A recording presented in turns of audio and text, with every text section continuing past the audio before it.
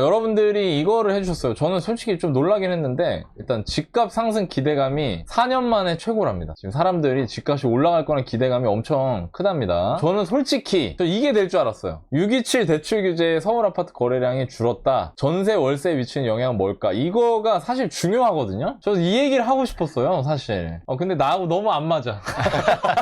그냥 여러분들은 이런 집값 상승 이런 거 있으면 막 누르시는데, 다음에 제가 이런 거 전월세도 되게 중요합니다. 그러나 일단 오늘은 여러분들이 이거를 하셨기 때문에 대출 막혀도 오를 것이다, 돈줄을 막았는데도 여전히 집값 상승 기대가 최고인 이유는 무엇일까? 지금 규제하고 2주가 됐어요. 2주가 됐습니다. 관망이에요. 관망으로 돌아선 가운데 다른 사람들은 어떤 생각하고 있을까? 이거를 우리가 한번 알아보는 시간을 갖겠습니다. 여러분들 나름대로 다 생각이 있으시죠? 우리 눈치 작전을 한번 해보자 이겁니다. 오늘 콘텐츠를 가지고. 내 집 마련 고민이신 분들은 좀 도움이 될 것 같아요. 자, 일단 규제하고 나서 첫 번째 구해줘 월부입니다. 오늘이 제가 그때 얼마 전에 번개 콘텐츠 한번 했었죠. 이후로 일주일이 또 지났고요. 2주가 지난 현재 부동산 시장 분위기가 어떻게 되고 있느냐. 역시나 거래절벽, 관망세가 심화되고 있다. 계약 취소도 나온대요, 요즘에. 거래만 줄어드는 게 아니고 기존에 계약하셨던 분들이 계약을 취소하는 경우도 지금 속출하고 있다. 그리고 또 그와 반대로 딴 세상 얘기라고 느끼시는 분들도 있는 것 같습니다. 대부분 이런 뉴스 보면 막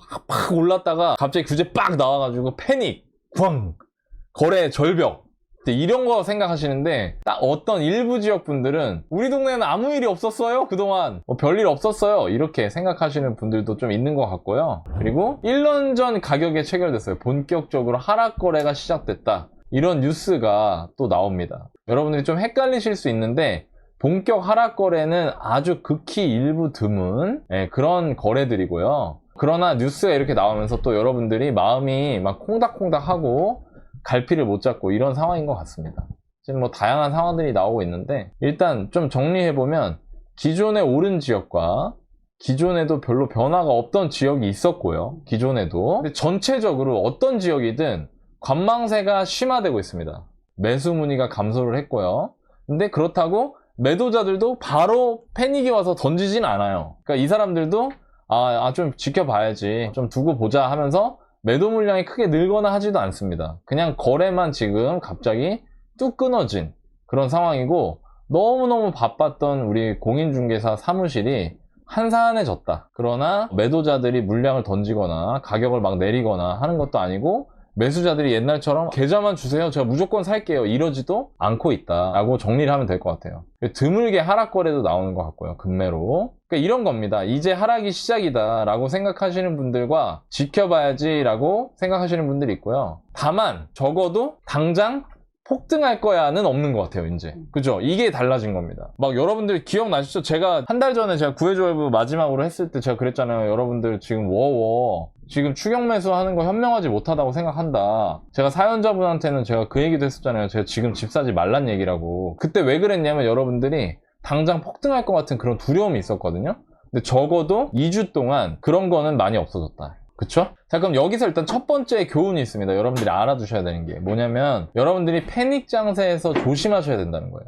우리 이제 이거를 축적을 해 나갑시다. 우리는 공부하는 사람들이잖아요. 그죠? 그럼 여러분들이 앞으로 평생 부동산 거래를 몇 차례 할 텐데, 그때 반드시 교훈으로 삼으셔야 되는, 잊어버리면 안 되는 사실이 뭐냐면, 이렇게 패닉이 오면 조심해야 되는구나. 안 그러면 나 자칫 잘못하면 계약금 날리면서 계약 취소, 저 얘기가 내 얘기가 될 수도 있겠구나. 이거를 여러분들이 하나 알아두셔야 되고요. 그리고 그보다 더 좋은 거는 그런 패닉 장세에 내몰리지 않게 행동하는 게 더 좋은 거죠. 그러니까 예를 들면 패닉일 때는 내가 집을 이미 갖고 있거나, 뭔 말인지 아시죠? 그렇게 행동하려고 해야겠구나 라는 사실을 일단 규제 이후 2주가 지나면서 여러분들이 마음속에 담아두셔야 되지 않을까. 이거를 제가 꼭 짚어드리고 싶었고요. 자, 그러면 이제 본격적으로 상황이 이런데 다른 사람들은 어떤 생각하고 있을까? 이게 아주 좋은 기사가 하나 있더라고요. 돈줄 차단했지만 2명 중에 1명은 그래도 집값이 오를 겁니다 라는 기사가 있었어요. 여러분들 좀 의아하실 수도 있어요. 뭐냐면 뭐야, 지금 같은 상황에 절반이나 집값 오를 거라고 생각한다고? 나는 아닌 것 같은데? 그러니까 한번 봅시다, 왜 그러는지. 자, 부동산 R114라는 부동산 리서치 전문 기업에서 설문을 했답니다. 하반기 주택시장 전망. 하반기 주택시장이 어떻게 될까요? 전국에 961명에게 물어봤다고 합니다. 모수가. 자, 매매 시장을 어떻게 될 거라고 생각하느냐 했더니 471명, 49% 정도가 상승할 것 같아요 라고 얘기했답니다. 아, 이러니까 맞죠. 기사 내용 맞죠. 2명 중에 1명이 그냥 비슷비슷하게 가지 않을까요? 보합이지 않을까요? 했던 게 38%, 365명. 떨어질 것 같아요 라고 얘기한 거는 13% 정도. 그쵸? 놀랍습니다. 물어봤습니다. 상승할 거라고 생각하신 분들한테 물어봤대요. 왜 상승할 것 같나요? 라고 했더니 첫 번째, 핵심 지역 아파트 가격이 오르니까요 라고 얘기했답니다. 저는 이게 좀 이해가 안 가더라고요. 무슨 말이지? 오를 것 같다는 거의 근거가 핵심 지역 아파트가 오를 거라서. 두 번째가 기준금리가 추가적으로 내려올 것 같아요 라고 얘기했대요. 세 번째는 정부 규제가 개선될 것 같대요. 지금 규제한 지 2주밖에 안 됐는데 집값 상승에 유리하게 바뀔 거란 얘기입니다. 이게 무슨 말이지 싶었어요, 저는. 네 번째는 급매물 중심으로 실수요가 유입될 것 같아요. 사람들이 살 것 같아요. 가격 좀 빠지면. 요거고요.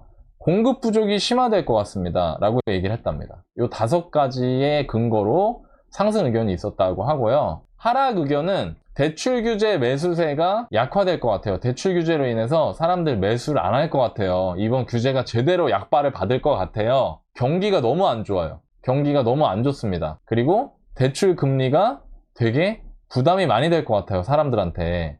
그리고 가격 자체가 너무 비싸요. 부담스러워요. 이자나 세금이 부담이 돼서 매도하려고 하는 사람이 많을 것 같아요. 라고 얘기했답니다. 자, 일단 제가 요거에 대해서는 좀 이따가 설명을 드리고요. 아까 제가 매매시장 말고 임대시장에 대해서도 이 설문이 있었다고 했죠? 한번 볼게요. 자, 전월세 시장, 임대시장에 대해서는 상승할 거라고 했던 게 48%, 보합이라고 한 게 41%, 하락이라고 생각하신 분들이 11%랍니다. 자, 이거 뭔가 숫자 비슷하죠? 네. 제 생각에 상승, 보합, 하락 누르신 분이 많을 것 같아요. 일단 느낌이, 그죠? 그리고 또 물어봤대요. 왜 전월세가 오를 거라고 생각하세요?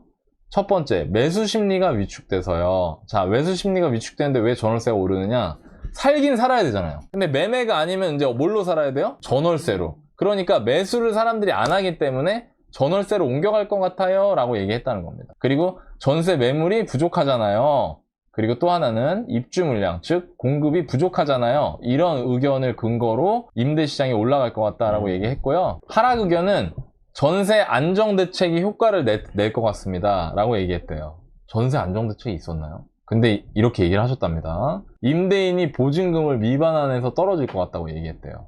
뭐냐면 임대인이 나가는 임차인한테 전세금을 반환하지 못해서 전세가 떨어질 거다. 즉 역전세가 날 것 같다. 요렇게 얘기를 했다고 합니다. 자, 제가 생각하기에 말이 안 된다고 생각한 건 줄을 그었어요. 핵심 지역 아파트가 오르니까 오를 것 같아요. 근데 이게 결과잖아요. 집값이 오를 때 핵심 지역 아파트가 오르니까 그게 결과인 거지. 이거는 너무 앞뒤가 안 맞는 설문인 것 같아요. 이거는 그러니까 뇌피셜이죠. 이건 제가 보기에 말도 안 되는 근거이고요. 기준금리가 추가로 인하될 것 같아요. 이거는 합리적인 근거입니다.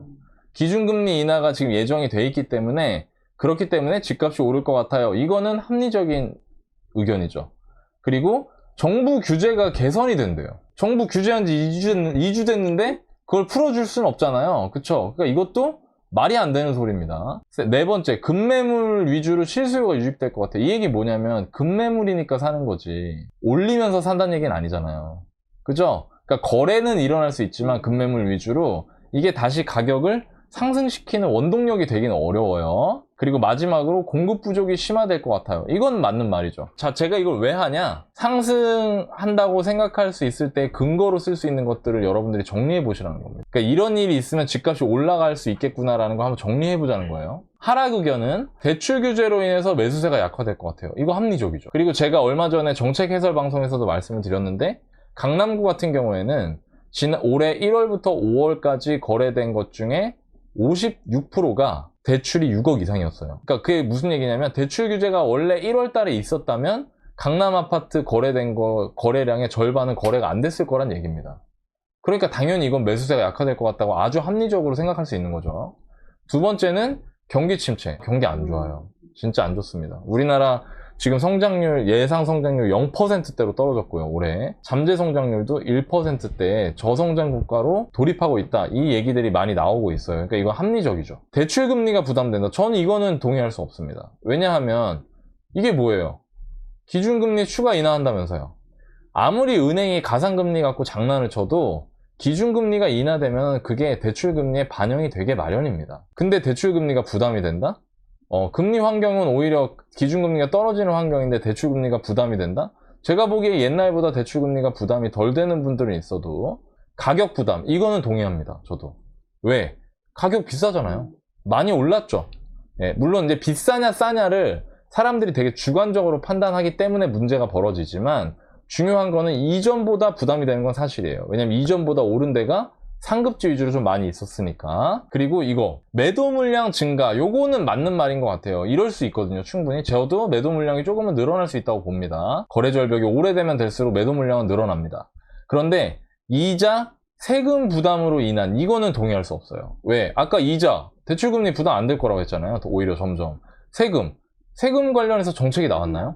아직 안 나왔죠. 예, 그러니까 이것들은 좀 말이 안 된다는 겁니다. 그럼 정리를 해볼게요. 지금 여러분들이 매매 시장을 볼 때 관전 포인트가 기준금리 인하, 공급 부종이 얼마나 현실에서 영향을 줄 것인가, 하락 같은 경우에는 대출 규제가 얼마나 크게 매수세에 영향을 줄 것인가, 경기 상황이 어떨 것인가, 지금 현재 사람들이 느끼는 이전 대비 상승한 가격에 대한 부담감이 어떨 것인가, 이런 것들이 매매 시장을 상승이나 하락으로 끌고 가게 될 것이다. 이런 관전 포인트를 삼을 수 있는 거예요, 이게. 자, 그 다음에 전월세로 넘어가 보겠습니다. 전월세는 일단 상승 의견은 다 맞다고 생각해요. 매수 심리가 위축되면 전세 올라가요. 전세 매물 부족하면 전월세 올라갑니다. 입주 물량 부족하면 올라갑니다. 근데 하락 의견은 이거는 둘 다 말이 안 돼요. 왜? 전세 안정 대책 없어요, 지금. 지금 전세 안정 대책 나온 게 없습니다.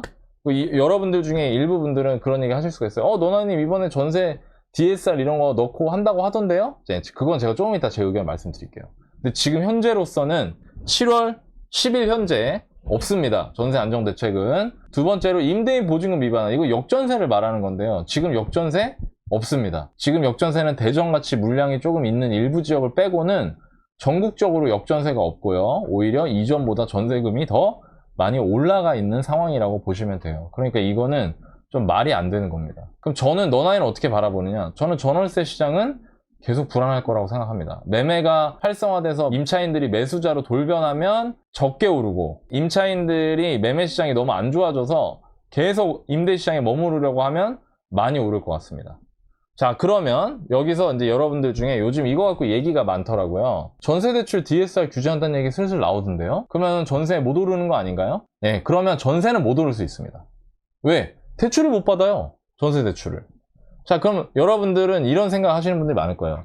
전세 대출 때문에 전세가 올랐고, 전세가 오르니까 매매가 올랐다. 그러니까 전세 대출을 없애야 한다. 근데 제가 지난 얼마 전 정책 해설 방송에서 말씀을 드렸는데, 부동산 시장의 근본은 공간이에요, 공간. 금융 사이드가 아닙니다. 그러니까 이 공간에 대한 문제가 해결이 돼야 된다는 얘기예요. 무슨 얘기냐면, 수요자가 10명인데 집이 11개잖아요? 그럼 아무리 저금리에 뭐에 해도 집값 오르기 쉽지 않습니다.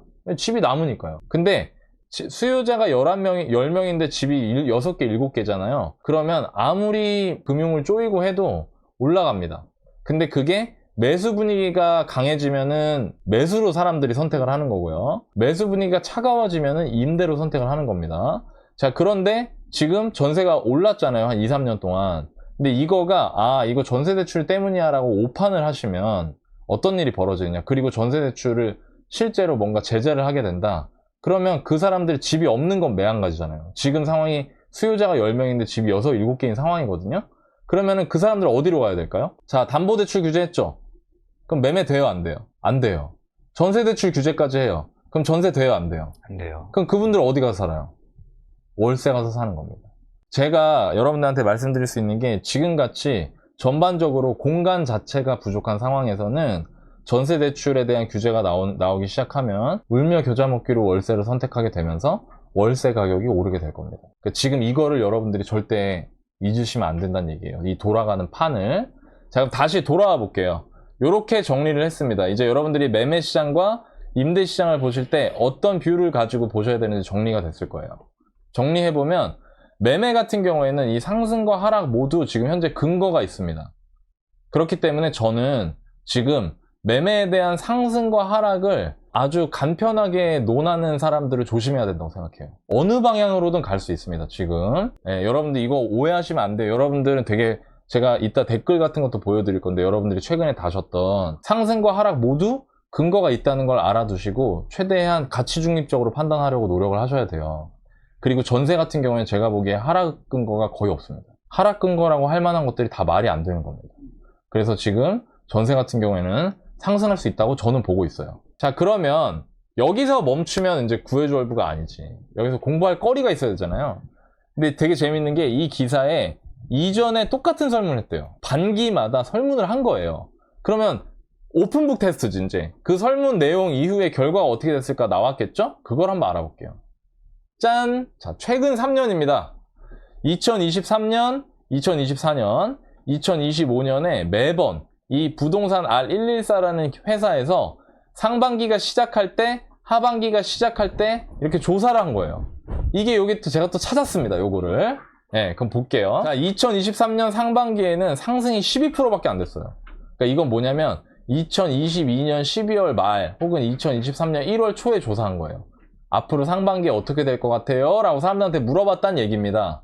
근데 그때 상승이 몇 프로? 12%. 하락이 65%. 와우. 왜 그랬을까요? 그거 좀 이따 알아볼게요. 그리고 하반기에는 24%, 30%. 그리고 매년 6개월마다 했는데 요게 요렇게 보세요. 점점 어떻게 돼요? 올라가요. 올라갑니다. 지금 사람들이요, 집값이 상승할 거라고 생각하는 사람들이 점점 어떻게 되고 있는 거예요? 많아지고 있어요. 근데 하나 특이점이 있습니다. 요때는 어때요? 요때 뚫었어요. 요때 일시적으로 잠깐 줄었죠? 그랬다가 지금 다시 오른 겁니다. 요거를 머릿속에 기억을 해두세요. 2025년 상반기가 시작할 때, 즉 올해 1월 달에 조사했을 때는 이전보다 낮아졌던 겁니다. 그리고 하락 같은 경우에는 당연히 반대겠죠. 점점 어떻게 돼요? 낮아집니다. 하락할 거라고 생각하는 사람들이 점점 줄어들어요. 근데 이것도 마찬가지로 2025년 상반기에 잠깐 어떻게 됐어요? 다시 늘어났었죠. 그쵸? 그럼 이때 뭐가 있었나 봐요. 그죠? 그럼 이거를 한번 제가 정리를 해보겠습니다. 짠!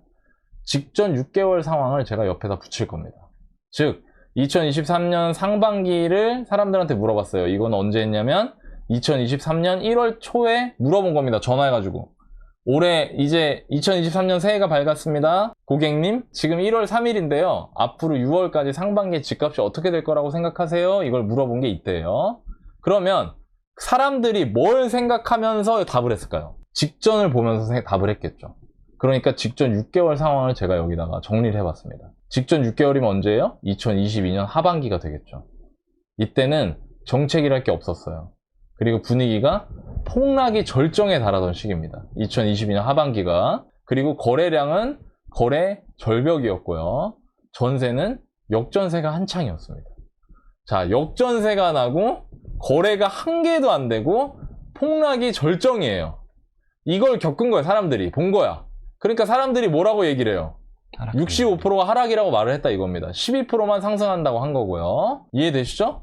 자, 그리고 나서 23년 상반기, 요거는 이제 언제 조사한 거냐면 23년 7월에 물어본 겁니다. 23년 상반기를 지나서. 그랬더니 올라왔잖아요. 무슨 일이 있었느냐? 특례보금자리론이 나왔어요. 이때. 그리고 폭락이 정리가 됐고요. 23년 상반기에 드디어 거래 절벽이 끝나고 거래가 발생하기 시작했습니다. 거래가 찍혔어요. 그리고 전세는 역전세가 마무리되는 단계였습니다. 자, 거래가 조금씩 일어나니까 사람들이 이거 올라가나? 하면서 상승할 거라고 말한 사람이 늘어나고 하락할 거라고 말한 사람이 확 줄었습니다. 이때. 그쵸? 그리고 또 마찬가지로 요때는 23년 하반기겠죠? 설문에 응한 사람들이 기억하고 있는 6개월이 그땐 특례론이 유지가 되고 분위기가 어느 정도였냐? 데드캣 바운스라는 말이 나올 정도로 분위기가 좋았어요. 23년 하반기에. 그래서 사람들이 이거 깜짝 반등 아니야? 의심할 정도로. 그러면서 살짝 거래가 주춤했고요. 전세는 계속 반등을 이제 여기서 역전세가 마무리되고 전세가 반등을 했습니다. 자, 요런 거를 사람들이 보니까 또 늘어요. 또 늘어. 집값 올라갈 것 같아요 라고 말하는 사람이 또 늘어. 집값 떨어질 것 같아요 라고 말하는 사람이 또 줄었어요. 그리고 이때 이제 제가 빨간색으로 표시한 게 이때는 가격이 이전보다 비싸지기 시작했습니다. 이때. 그리고 그 다음에는 24년 상반기에 요 설문에 요 또 늘었죠. 또 이때는 신생아 대출이 나왔네? 신생아 특례보금자리론이 나온 겁니다. 9억 이하 주택에 대해서 5억까지 대출해 주는 게. 그리고 이때 분위기가 과열이었어요, 과열. 그리고 거래가 증가하기 시작했습니다. 이때 거래량이 2024년 8월, 9월 달에 거래량이 8,000건, 9,000건 이상 올라갔습니다. 서울 아파트 거래량이. 그럼 노나이님 이때는 얼마였는데 이때는 1,000건이랬어요. 근데 이게 9,000건까지 는 거예요. 그러니까 집값이 이제 분위기가 어때요? 슬슬 달아오른 겁니다. 그러니까 또 어떻게 돼요? 비율이 올라갑니다. 오를 거라고 말한 사람이. 내릴 거라고 말한 사람이 내려요. 자, 그런데 이때 내리죠? 잠깐 보십시오. 짠! 24년 하반기에 대출 규제가 나왔어요. 작년에. 이때 이런 일이 있었어요. 집값이 이제 1년 동안 오른 거예요. 그러니까 어때요? 사람들이 집값이 오를 거라고 막 생각을 해요. 불안해. 무려 65%가 집값이 떨어질 거라고 했는데 이제 20%만 집값이 떨어질 거라고 얘기를 해요. 자, 이렇게 되니까 사람들이 이제 어때요? 아, 뭐예요? 이거 집값 오르잖아요. 이거 어떻게 된 거예요? 그러니까 이제 금감원, 우리나라 금융위원회 금감원 공무원 국토부 분들이 어떻게 된 국민들의 호된 질책을 받은 거예요. 그러니까 그분들이 어떻게 돼요? 아, 국민 여러분 죄송합니다. 죄송하면 다예요. 지금 어떻게 할 겁니까? 이거 집값 이거 올라가고 이거 신생아 대출 같은 거 해가지고 그냥 나는 지금 간발의 차로 지금 신생아론도 못 쓰고 이게 뭐예요? 그러니까 죄송합니다. 제가 이거 한번 대책을 마련하겠습니다. 자, 혼났어. 기분 안 좋아. 그러니까 이제 어떻게 해야 돼요? 나도 화풀이를 해야 되잖아. 가만히 봤어요. 가만히 봤더니 은행들이 저기서 막 키기덕거리고 있는 거야. 막 야, 너네 이번에 뭐 대출 많이 했다며? 야, 니네 얼마나 했어? 우리가 얼마 못했어? 우리 한 3조밖에 못했어. 야, 이번에 진짜 대출 많이 팔았어야 되는데 그거 보니까 어때? 이제 속에서 열천불이 나는 거야. 금감원에서. 은행 여러분 일로 와보세요. 은행들이 눈치 없이 와요. 예. 형님 잘 지내셨습니까? 예, 저희 뭐 덕분에 요즘 잘 먹고 잘 살고 있습니다. 지금 대출 많이 해주시나 봐요? 네? 대출 많이 해주시나 봐요? 아니, 형님도 저기 특례보금자리랑 신생아 대출 출시하셨죠? 요즘 저한테 자꾸 토를 다세요? 제가 하는 건 잘못된 게 아니에요. 당신들이 대출 많이 해줘갖고 이렇게 된 거 아니에요? 예, 그렇습니다. 그럼 어떻게 할 겁니까? 저희가 알아서 하여튼 대출을 좀 덜 해보겠습니다. 이거 맨날 말로만 이렇게 하고 안 하시던데? 아닙니다. 이번에는 꼭 대출을 틀어막겠습니다. 저는 여러분들한테 함부로 얘기한 거 아닌 겁니다. 예. 저희가 알아서 자율적으로 규제하는 겁니다. 형님은 저희한테 그런 말씀 하신 적이 없어요. 라고 하면서 이제 대출 규제가 들어간 거예요. 근데 대출 규제를 어떻게 했냐면 진짜 전방위적으로 했어요. 그러니까 무슨 얘기를 했냐면 대출 총량 규제라고 해서 네가 뭐 누구한테 대출해주고 안 해주고는 내가 안 건드릴게. 근데 전체적인 대출량이 이거보다 많으면 안 돼. 라고 해버린 거예요, 정부에서. 자, 돈을 막으니까 분위기가 갑자기 소강이 되는 거예요. 그러면서 거래량이 감소를 했어, 이때. 24년 하반기에, 작년 겨울에. 근데 전세는 계속 올랐거든요. 자, 집값이 막 가열차게 올라가다가 딱 멈췄어요. 멈추니까 그 시기에 딱 설문조사 한 거예요. 그러니까 사람들이 어떻게 돼요, 또? 안 오를 것 같아요. 왜냐면 은행이 대출 규제를 다 했잖아요. 집 사고 싶어도 못 사요. 그리고 이때 매물도 늘었거든요. 근데 하락은 어때요, 또? 그러니까 느는 거예요. 자, 여기까지 일단 얘기를 하고 조금 정리를 해보면 이 조사는요, 아무 의미가 없다는 얘기예요. 이 조사는 그냥 사람들이 직전 6개월 동안 느낀 걸 물어보는 것 뿐이에요. 이걸 보면서 여러분들이 막 이리저리 휘둘릴 필요가 없다는 거예요. 일반 사람들은 직전 6개월에 있었던 일이 계속될 거라고 생각하는 경향이 있다는 얘기예요. 무슨 얘기인지 아시겠습니까? 근데 잘 생각해 볼까요? 이때 이 상승 의견이 줄어들 때 집 산 사람들은 어땠어요? 지금 보면 잘 샀죠. 잘 산 거지. 이때 잘 샀지. 잘 샀지. 반대로 해야 된다 이거예요. 이 기사가 여러분들한테 주는 인사이트는 뭐냐면 상승할 거라는 사람이 많다라고 했을 때 제일 피해야 되는 게 웃기고 있네. 다 틀릴 거야. 내 생각이 맞을 거야. 이게 아니야. 이게 아니고요. 사람들은 이렇게 생각하는 사람이 많구나. 그러면 나는 반대로 생각해 볼까? 라고 생각하셔야 된다는 겁니다. 이 기사가 여러분들한테 주는 인사이트는 그거예요. 그리고 마지막으로 지금 이거. 최근 여러분들 6개월 기억나시죠? 상반기에 토어제 한번 잘못 건드렸다가 난리가 난 상태에서 급하게 대출 규제를 해서 지금 급한 불을 꺼놓은 상태입니다. 과열이었죠. 엄청난 과열이었죠. 명백한 과열이었습니다. 거래는 많이 증가했고요. 전세는 오르고 있었어요. 근데 문제는 뭐냐? 근데 노나이님 대출 규제 나왔는데 이때는 대출 규제 나와가지고 이렇게 떨어졌었는데 왜 지금은 대출 규제 나왔는데 이렇게 늘었어요? 자, 대출, 제가 6개월 동안의 기억이 강렬하다 그랬죠, 사람들한테. 대출 규제는 2주밖에 안 됐어요. 그럼 여전히 사람들 머릿속에 뭐가 있는 거예요? 지금 찬물을 촥 끼얹어서 과열된 상태가 일단은 급한 불은 껐지만 어떻게 돼? 더운 상태에서 찬물 뒤집었으면 어떻게 돼요? 김 나요, 안 나요? 김이 이렇게 모락모락 올라오죠? 지금 딱 그 상태라 이거예요. 아직 열기가 남아있다. 사람들 마음속에는. 근데 이게 앞으로의 집값 방향을 결정한다고 볼 수는 없다는 거예요. 무슨 얘기인지 아시겠습니까? 자, 정리해 볼게요. 23년에 하락하던 게 하락 의견이 상승 의견보다 많았어요. 그런데 상승 전망이 증가를 했고요. 24년에는 상승 전망이 하락 전망보다 높았습니다. 그리고 상승 전망이 증가하는 게 지속이 됐고요. 25년에도 상승 전망이 하락 전망보다 더 높습니다.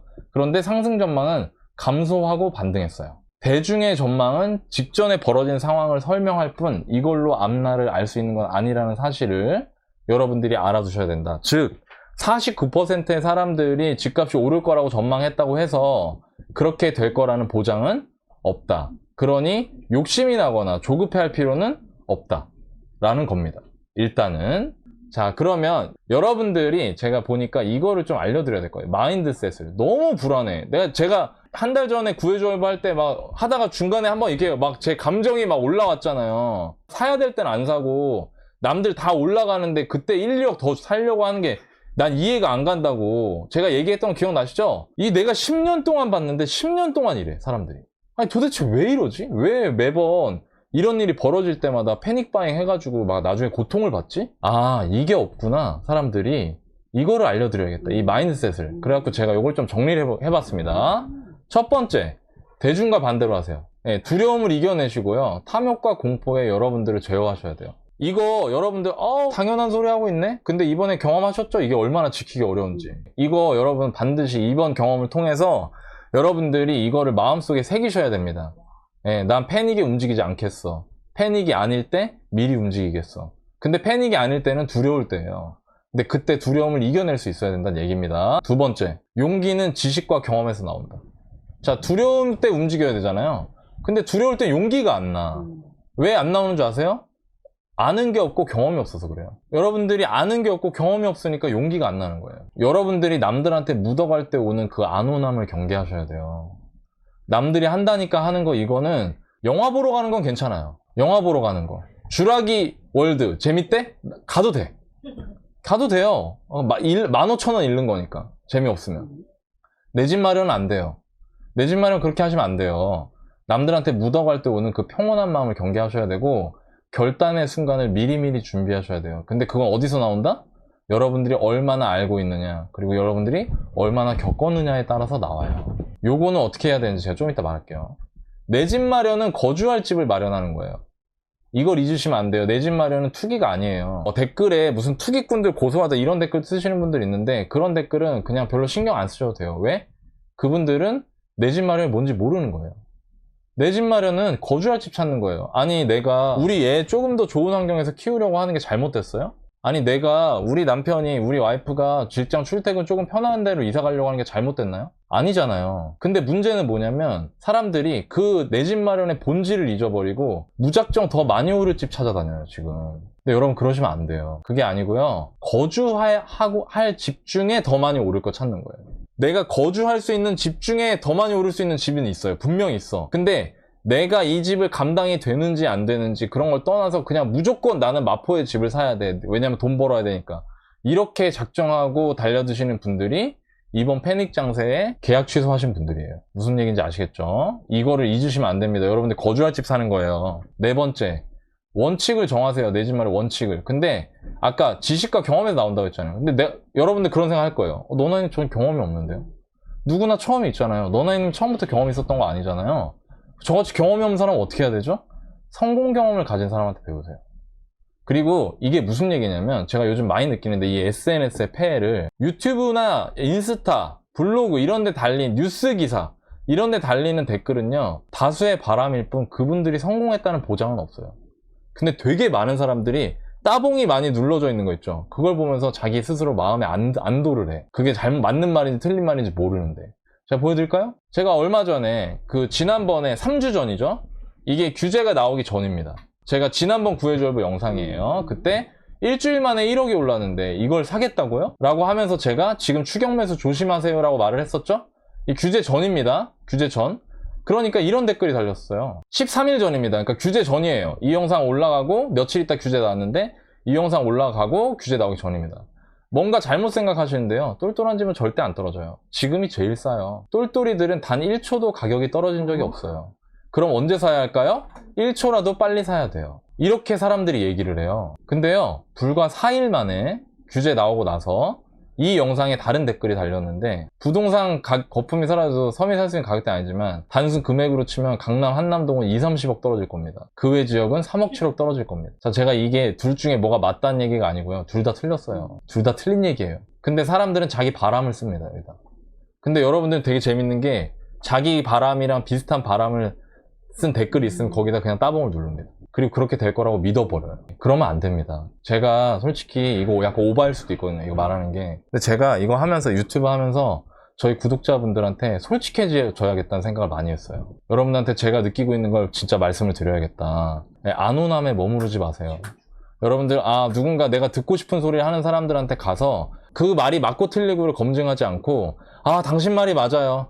당신을 믿습니다. 이런 거 하지 마십시오. 그분들이 그거 책임져 주지 않습니다. 사람들은 대부분 지금 상황이 계속될 거라고 생각을 하지만 항상 그 상황 속에서도 반대의 일이 벌어질 수 있다는 거를 알고 대비를 해야 돼요. 이분은 규제 전에 이렇게 될 수 있다는 걸 대비했어야 돼요. 그리고 이분은요, 반대로 지금 또다시 이런 얘기가 언젠가 나올 수 있다는 걸 대비해야 된다 이겁니다. 제가 이 얘기를 꼭 드리고 싶었고요. 마지막으로 5번째가 무리하지 않는 선에서 내 집 마련하는 거는 중립이에요. 투기가 아닙니다. 오히려 무주택이 안전지대가 아니에요. 무주택은 인버스 투자자와 같은 베팅을 하는 거예요. 어디에 베팅하는 거냐면 집값 하락에 베팅을 하는 겁니다. 이거를 여러분들이 좀 아셨으면 좋겠어요. 무리하지 않는 선에서 하는 내 집 마련이 그러므로 원칙이란 얘기입니다. 그게 원칙이에요. 무주택이 되거나 다주택이 되는 건 내가 거는 겁니다. 방향에 맞게. 이거를 여러분들이 꼭 마인드셋을 잘 가져가셨으면 좋겠고요. 제가 인내심을 가지고 여러분한테 계속 말씀드려야겠다고 마음을 먹었습니다. 무리하지 않는 선에서 내 집 마련해라. 단 가급적 사기에 유리할 때, 남들 막 패닉에 있을 때 말고 무리하지 않는 선에서 내 집 마련해라. 이게 원칙입니다. 저는 신도 점쟁이도 아니기 때문에 당장 6개월 동안 집값이 오를지 떨어질지 알 수 없어요. 저는 여러분들이 저를 뭐 전문가네 뭐네 얘기해 주시는 건 감사하지만 저는 여러분들한테 그런 기대를 받을 때 굉장히 부담스럽습니다. 저는 일반 사람이기 때문에. 근데 원칙은 있는 거예요, 저는. 그래서 여러분들이 바쁘잖아요, 사는 게. 바쁘지. 이거 들으면은 맞아 하는데 내가 또 바쁘잖아. 까먹어요. 저도 그거 알아요. 그래서 여러분들이 잊으실 때 가끔 나타나서 이 원칙을 환기해 드릴 수는 있을 것 같아요, 제가. 결국에 여러분들 몫이에요, 내 집 마련. 그렇지만 답답하고 두려울 때는 유튜브 안에서라도 여러분들하고 같이 의논할 수 있는 사람이 되고 싶습니다. 그리고 저희 채널이 그런 채널이 되고 싶어요. 규제 이후에 얼마가 될지 모르지만 3개월이 될지 6개월이 될지 1년이 될지 모르겠지만 그 안정기가 여러분들한테 좋은 기회가 되길 바랍니다. 저는 여러분들이 무작정 기다리길 바라지 않습니다. 내 집 마련 할 수 있을 때는 내 집 마련 매수를 하셨으면 좋겠고 매수하기에 좋은 기회가 왔다고 생각합니다. 그렇기 때문에 여러분들이 오늘 방송을 참고 삼아서 내 집 마련의 결단을 내리시는 그 순간에 도움이 됐으면 좋겠고요. 오늘도 지금 라이브는 퇴근길, 이 녹화본이 올라갈 때는 출근길이시겠죠? 여러분들이 오늘 하루도 애쓰실 모든 구독자분들 힘내셨으면 좋겠습니다. 여러분, 그리고요, 제가 여러분한테 좀 드리고 싶은 말씀이 있는데요. 지금 내 집 마련 관련된 얘기를 했지만 부동산 투자에 관심이 있는 분들도 많다는 걸 알고 있어요. 그래서 제가 얼마 전에 내 집 마련 챌린지라는 걸 했거든요. 그 내 집 마련 챌린지가 뭐였냐면은 오픈 채팅방을 만들었습니다. 그 오픈 채팅방에 여러분들이 제가 초청을 했어요. 초청을 했고 그 오픈 채팅방에 오신 분들하고 제가 5일 동안 같이 공부를 했습니다. 그리고 그게 이제 끝났는데 제가 너무너무 행복했어요, 그때. 여러분, 오해하시지 마세요. 이거 무료입니다, 무료. 제가 이전에 5일 동안 진행했던 게 무료였고요. 제가 그때 말씀드린 분들한테 뭐라고 얘기했냐면, 왔다가 이상하다 싶으면 나가도 된다고 했습니다. 이거, 너 나이 뭐 다단계 아니야? 막 이거 피라미드 아니야? 막 요렇게 생각하시는 분들은 나가도 되니까 부담 없이 안 올 이유가 없다. 부동산 내 집 마련 관심 있으면 그렇게 말씀을 드렸고, 많은 분들이 오셔서 저와 같이 5일 동안 공부를 하셨어요. 이거 여기 참여했던 사람들 제가 챌린이라고 불렀거든요, 그때. 우리 첼린이들 빨리 인사해보세요, 지금 채팅창에. 예. 첼린이들 설마 안 온 거야? 제가 이거에서 용기를 얻었어요. 이걸 한번 하니까 이게 사람들이 너무 좋아하는 거야. 너나이님, 이게 공짜라니 너무 좋았어요. 너무 이거 공부하면서 행복했어요. 얘기하신 분들이 많아서 제가 이번에 용기를 내서 또다시 오픈 채팅방을 열겠습니다. 네, 제가 오픈 채팅방을 엽니다. 아, 첼린이들 나왔다. 네, 나오네요. 첼린이들, 나오네요. 우리 첼린이들 반가워요. 여러분, 제가 여러분들한테 돈 내라고 했어요? 이거 여러분들 왔을 때 대충 했어요? 진심전력으로 했죠? 그래서 이거를 한 번 더 투자에 대한 얘기를 하는 걸로 한 번 더 해볼까 합니다. 일단 내용을 좀 보여드릴게요. 3일 완성, 너나이와 함께하는 부동산 기본기입니다.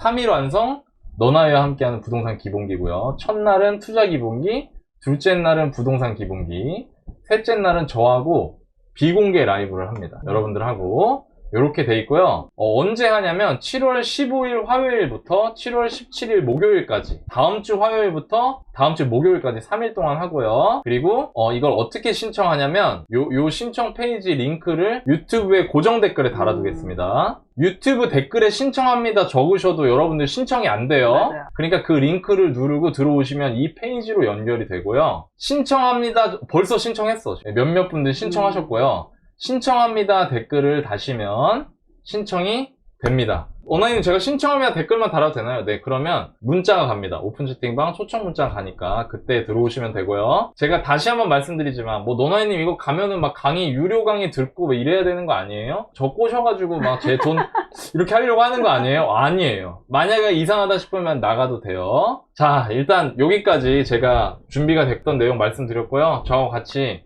3일 동안 열심히 공부하실 분들 많이 오셨으면 좋겠습니다. 저는 기다리고 있겠습니다. 좋습니다. 뿅!